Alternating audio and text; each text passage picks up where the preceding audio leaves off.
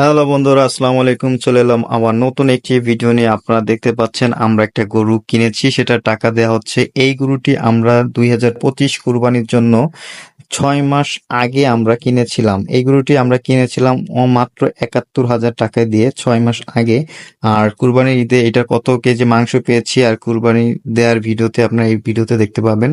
এই গরুটি 6 মাস আগে কেনার পরে তেমন ভালো হয়নি। এটা আমার বড় চাচার গরু ছিল, তেমন ভালো করতে পারেনি।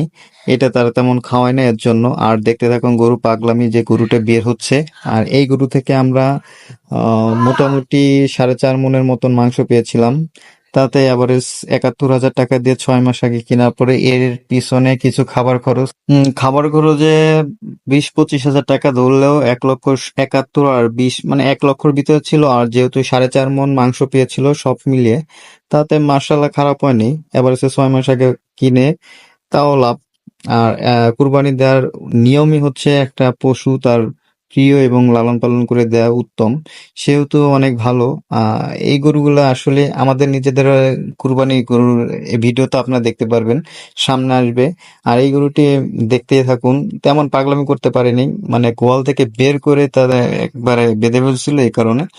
আর একটা গরু লালন পালন করলে মোটামুটি লাভ হয়, একবার যারাই বলে লাভ হয় না এটা হলো একবারে ভুল কথা। আর এটা এই শুধুমাত্র আপনাদের আইডিয়া দেওয়ার জন্য যে 6 মাস লালন পালন করার পরে একটা গরু কতটুক কি হয়, কতটুক মাংস পাওয়া যায়, কেমন আইডিয়া, এর জন্য দেয়া। কুরবানির জিনিস দেওয়াই উচিত না, শুধু একটা আইডিয়া দেওয়ার জন্য, এছাড়া আর কিছুই না। এই যে আপনারা দেখতে পাচ্ছেন কুরবানি হয়ে যাওয়ার পরে এটা কাটা হচ্ছে।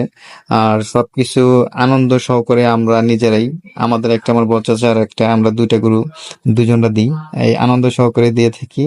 আর 71,000 টাকা দিয়ে গরু কেনার পরে 6 মাস পরে লালন পালন পরে 4.5 মন মাংস, টোটাল চর্বি সবকিছু মিলিয়ে 4.5 মন মাংস পেয়েছিলাম। আচ্ছা, ভালো থাকবেন, সুস্থ থাকবেন। আসসালামু আলাইকুম।